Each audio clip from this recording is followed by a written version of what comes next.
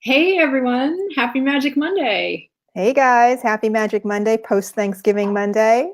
Yes, we hope you really had a wonderful and delicious Thanksgiving and that last week's Magic Monday helped you if you had any relatives that were trying to get under your skin. Yeah, exactly. But anyway, it's good to be back in the swing of things.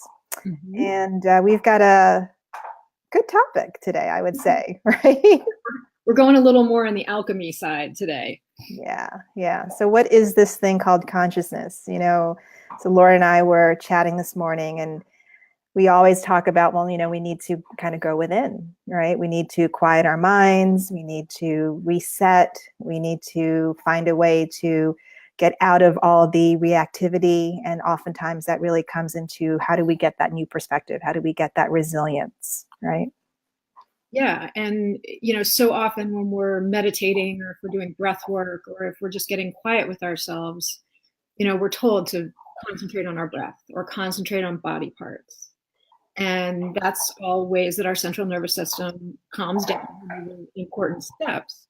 But when we're talking about consciousness and when we're talking about the place that we want to go when we do go within, it's not the breath and it's not the body, it is the observer of the breathing. It is the observer of our hands or our feet or whatever body part it is that we're focusing on.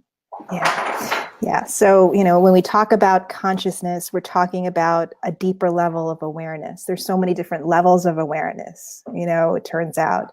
And the deeper and deeper levels of awareness where we are not focusing so much on our external environment, but again, going within, and that has to happen when we're not in fight or flight mode. That has to happen when we're not in emergency survival, mode.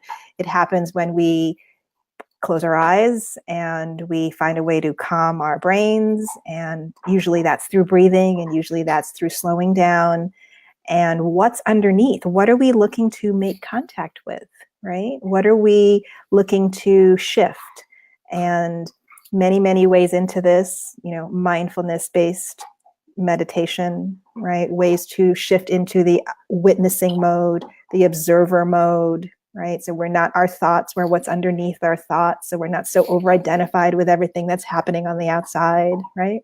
Yeah, and it's this beautiful stillness that is within every single human being, and it's always there. It never goes away, it never changes. It is the essence truly of who we are. And I like to liken it to the blue sky. Mm-hmm. Right? That right now, no matter what the weather is, wherever you're watching this, there is a crystal blue sky up above. Some days you can see it, some days it's covered by clouds or storms, but it's never not there. And it's always accessible. And Right. that's the consciousness that brings peace and the cacophony of our dogs here. Gotta love it. So yes.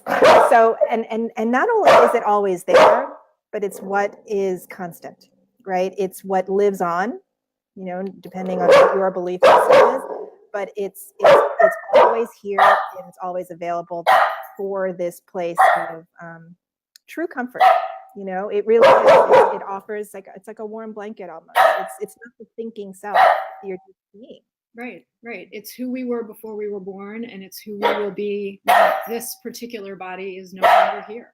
Exactly. Exactly. So, and how does this make sense for us? If you can find a practice, and both Laura and I, we recommend exploring all forms of meditation. We do transcendental meditation, we do breath work, we do Eastern movement, like qigong or Kundalini yoga. All of that allows us to reset and change your perspective on what's really going on, right? And that's kind of what we're always looking for in our everyday lives, right? Can we make contact with what's really happening and what really needs to happen from a response, or reaction standpoint, right? We're always looking for just a wiser way to move through our days. Right. And that's the guidance. Yeah, and a place to come home to, and to Yeah. know that no matter what is happening in the outside world, that we always have this place that we can come back to within us. and Yeah. that it's never not going to be there with its peace, with its comfort, with its warmth. Right, right.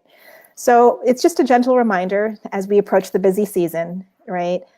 We always say, you know, sure, there's the massage, there's the pedicure, there's the getting together with your friends, and that's all good, right? But this is no frills. You can do it anywhere. You can do it anytime. No special equipment needed, No right? fee, it's completely free. It's always there for you. So it's always it's a great option. And the more you do it, this is what we know from the research and from practice, is the more you're able to cultivate that stillness and that mindful awareness, right? The more benefit you have in your everyday. It recalibrates our whole system, right? So you're actually more resilient. You're less prone to stress and the chronic effects of stress, right?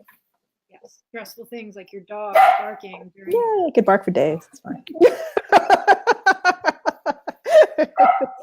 So check in with yourself about with Yeah. the stillness and get quiet, get still, and try to connect with it, because it's been waiting for you. It's there whenever you want it. Yeah. And it is the authentic you. That's the other thing we want to just wrap up with, right? So we're always talking about showing up in our most authentic selves, right? That is our true self, without the hats and the roles and the responsibilities and the masks. Underneath all that is the truth of who you are. So you want to meet her more and more as you can. She is love, and she is pure positive energy. Indeed. All right, ladies. Happy Monday, happy Magic Monday, and we will see you guys next week. All right. Take good care. Bye. Bye-bye.